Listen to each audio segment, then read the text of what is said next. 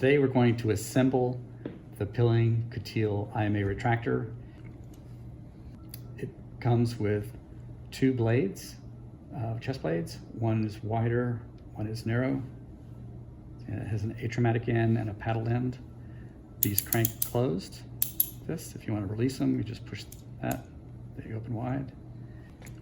This is the wide one, same thing.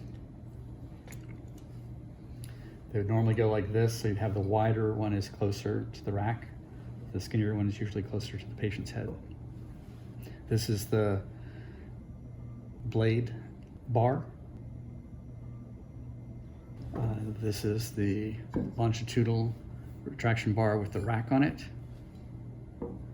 This is the pinion that goes in the horizontal bar into the rack, and this is the handle for the pinion.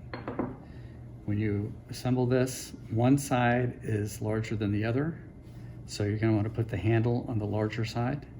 It also has a wide end and a narrow end where this post is going to go in. It won't go in that way. You can only do it from this direction. So that snaps in. When you're going to assemble this, there's a opening right here, this notch, and that's where you have to put it in. Once you have the bar, horizontal bar in, it just slides right in, and there you have it.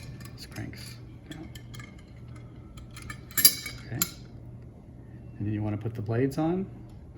There's a little post here, a little ball that holds them on the bar. You just push it over that, go in. The same thing for the other one. And you're ready.